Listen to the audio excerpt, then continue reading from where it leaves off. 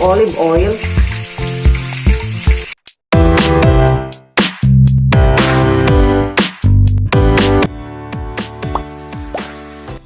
Hello everyone, Dobro na nasz kanal, or welcome back again to our channel. Today, I'm gonna share you a salad recipe that I hope you will like it. So, I have here a lettuce I bought from the market, and of course, I have another kind of lettuce from our garden, and the spring onion also from our garden, tomato, lemon, cucumber, and olive oil, and later I have also a salt, pepper.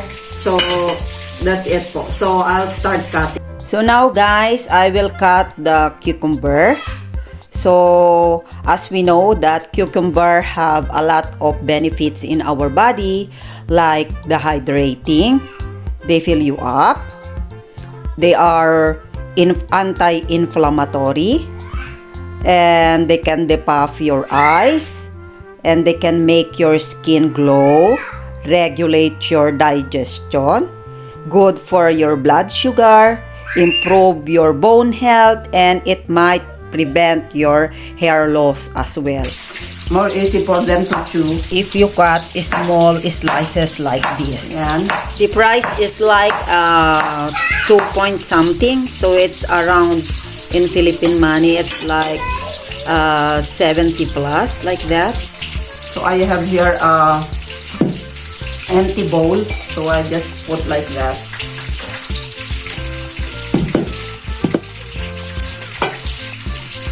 Ayan. So another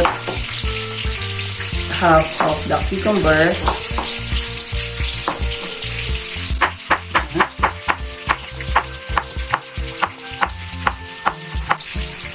Maybe next week we can more harvest a lot of lettuce in our garden, so we'll not buy any more lettuce.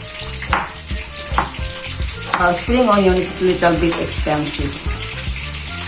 It's like 4 km per kilo.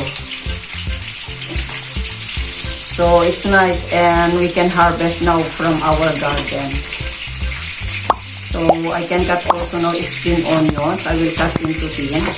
This is only optional guys, but you can make also a salad without spring onions. But for me guys, I'd really love a spring onion whenever I make a salad, because it's really different if you put or add this spring onion on the salad.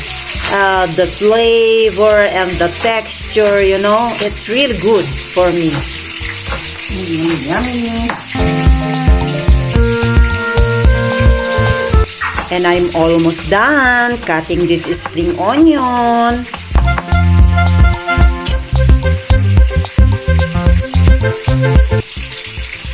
So next is our tomato. So as we also know guys, that tomato are rich in vitamin C, and it's really good for heart, and is inflammation, boost your immune system, lower your cholesterol levels, and keep your blood from clotting. Tomato is expensive right now. I think it's like 4 point something. Yeah, 120 plus per kilo.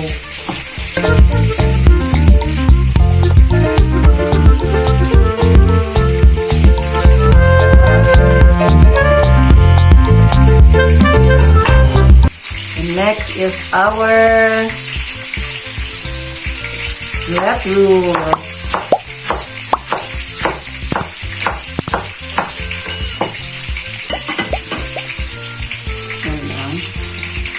So I think our bowl is a little bit small, so I need to change it with the bigger one.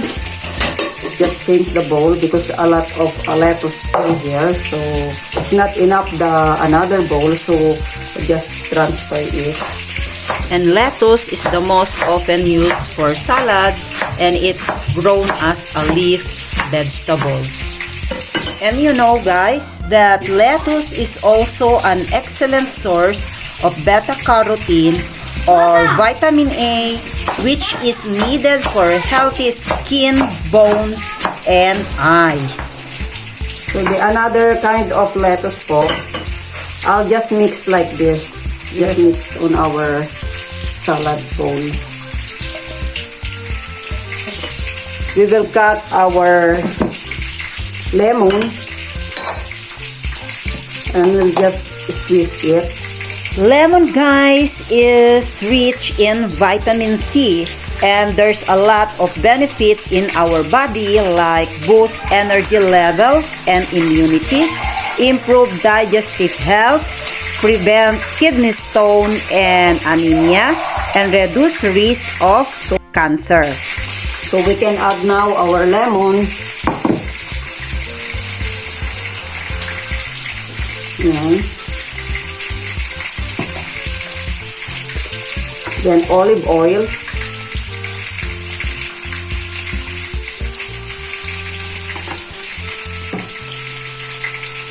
Our salt.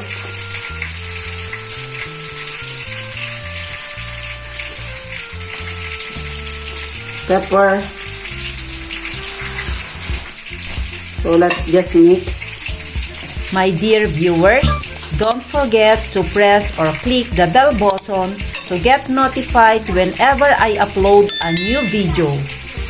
Yan. I'll just keep mixing till all the seasoning will combine well. I can't wait. Yan. This can be a perfect lunch or a dinner. Why? Because salad are filled with tons of nutrients, fiber, vitamin E, and C.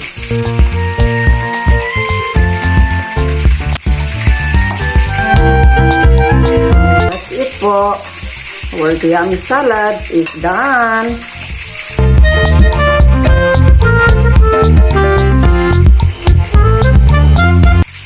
So now I will taste it if the salt is fine already. Ayun na po.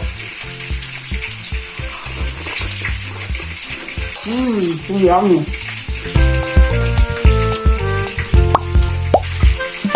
Look at that.